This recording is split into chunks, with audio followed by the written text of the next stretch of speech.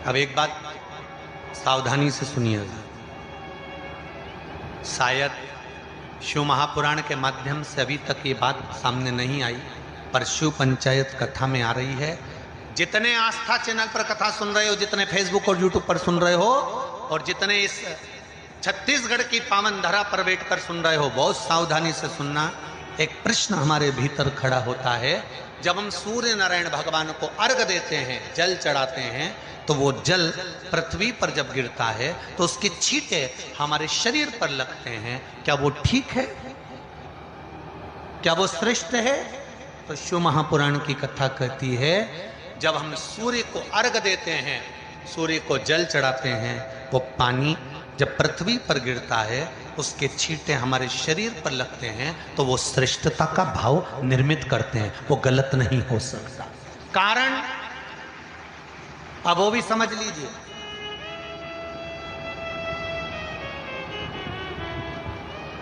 अब सूर्य नारायण भगवान को आप जल चढ़ा रहे हो तो छींटे नहीं लगे, उसके लिए क्या स्टूल पे चढ़ के चढ़ाओगे कि कुर्सी पे चढ़ के चढ़ाओगे? अरे बोलो तो सही।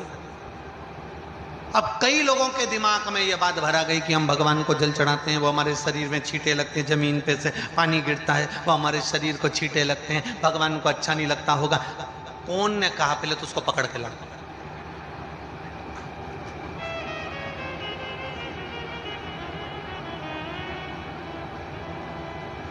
क्योंकि मेरे राम जी महाराज, मेरे भगवान कृष्ण,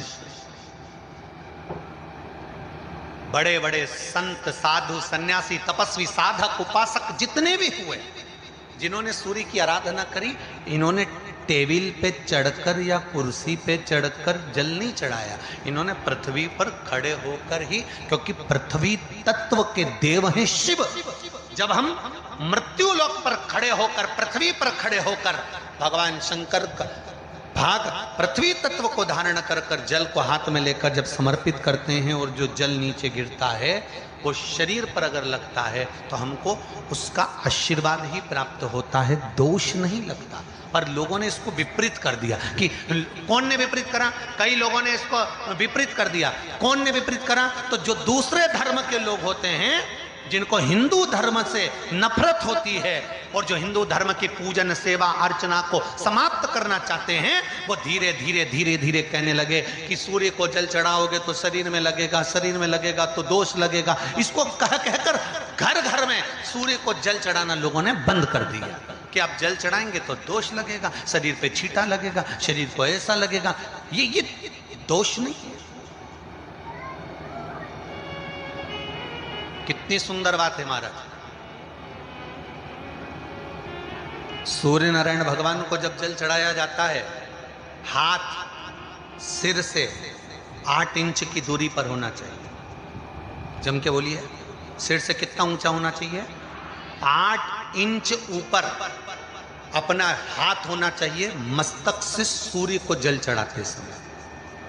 और ना चांदी का, ना स्टील का, न लोहे का, न प्लास्टिक का, न कांच का, न सोने का कोई बर्तन, न कांसे का, न एल्युमिनियम का,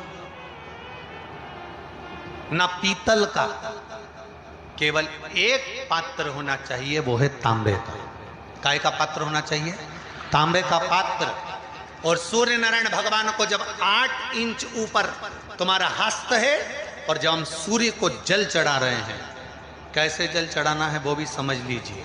अगर कोई कैंसर का मरीज है, जिसके चेस्ट में कैंसर आ गया हो, लेफ्ट में, राइट में कहीं पर कैंसर आ गया हो, या कोई गठान आ गई हो, तो महाराज आप जल चढ़ाते समय उस जल की धार को सूर्य भगवान को जब चढ़ा रहे हो, तो धार आपकी गठान की ओर जाना चाहिए, जिससे सूर्य की किरण उस जल में से आपके उस स्थान पर पड़े, उस जगह पर पड़े जहां पर गठान है। महाराज आप लगातार जल तो चढ़ाना चालू करो, अच्छे अच्छे डॉक्टर फेल हो जाएंगे और कह देंगे गठान ठीक हो गई।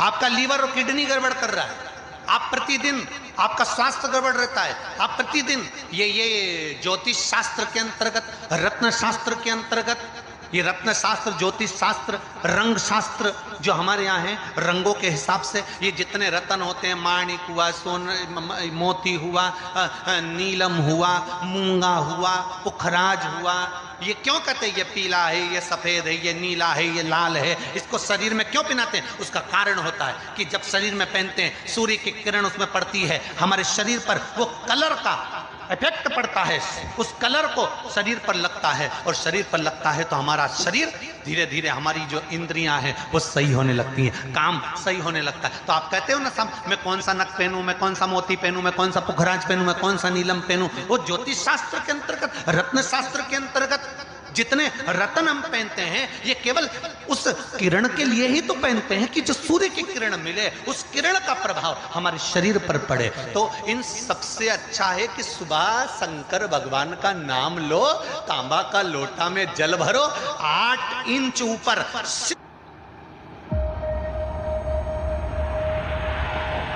It all started from here.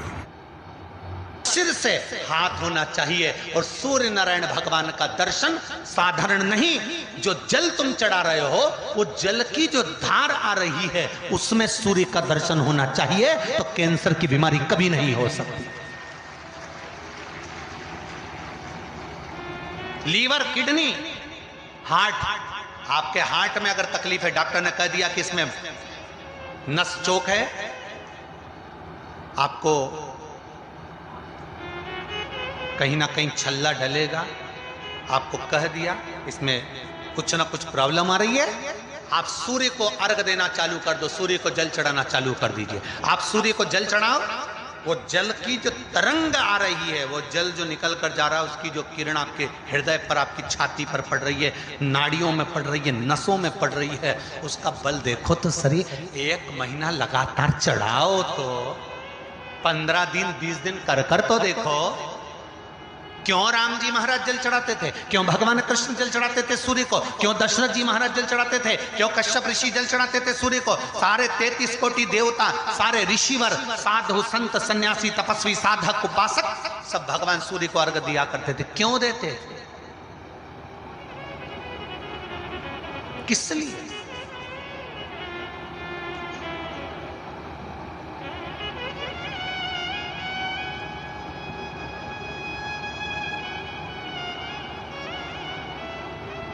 Surya Narayan भगवान को जल चढ़ाते समय आपके पंजों की एड़ी ऊंची नहीं होना चाहिए, ध्यान दीजिएगा।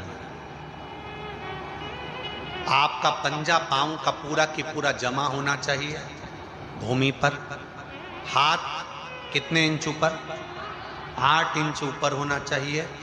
जल जो गिरे, सूर्य की किरण, सूर्य का दर्शन उस जल की रोशनी में करना चाहिए। क्या होगा उससे?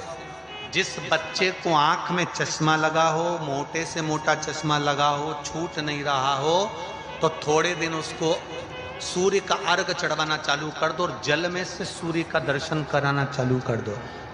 सूर्य का दर्शन जल में से 2 महीना 2.5 महीना बहुत है, आंख की रोशनी बढ़ जाएगी, चश्मा हट जाएगा। आप कर देखिए। अब एक प्रश्न और खड़ा होता सूर्य को अर्घ देने। गुरुजी, पंचदेव पंचायत में सूर्य नारायण भगवान शंकर की पंचायत में हैं। सूर्य नारायण को हम फ्लैट में रहते हैं, हम फ्लैट के अंदर रहते हैं, तो हम फ्लैट में रहते हैं, हमारे यहाँ अगर छज्जा नहीं है, हमारे यहाँ जगह नहीं है, तो हम सूर्य को अर्घ कैसे दें? तो महाराज खिड़की तो होगी, अगर घर में फ्लैट में पानी ढुलेगा और आप लोग नहीं समेट सकते तो एक बाल्टी रख लो, एक पात्र रख लो, पर सूर्य नारायण भगवान को अर्घ देकर रोशनी शरीर पर पड़ना चाहिए। जिंदगी में कभी कोई बड़ी बीमारी नहीं आ सकती। कितने लोग देते हैं सूर्य को अर्घ? जरा हाथ उठाओ। बहुत बढ़िया, बहुत जोरदार। पुरुष लोग भी देते हैं ना, चाहे बच्चे से बच्चा हो, बच्चों के हाथ में भी 1 लोटा पानी पकड़ाओ। घर में छोटे बच्चे हो ना, उनको तांबे का लोटा दो, पानी दो, जा बाहर खड़े हो जा, 1 लोटा पानी चढ़ा के। पहले दिन आप स्वयं बच्चे के साथ बाहर खड़ी हो, ओटले पर, घर के बाहर खड़ी हो, छत पे खड़ी हो या घर के बाहर खड़ी हो, और बच्चे से कह लो चढ़ाओ बेटा, देखो ऐसा हाथ 8 इंच ऊपर करिए, तांबे का लोटा लेकर पानी धीरे धीरे डोलना है, जैसे वो स्लो मोशन के सीन नहीं होते नाटक में, ये एकदम धीरे धीरे, बस नहीं तो मालूम पड़े छोरा छोरी एक साथ उंडेल के नहीं। जल चढ़ाते समय उस पानी में से सूर्य की किरण पड़ना चाहिए, सूर्य की।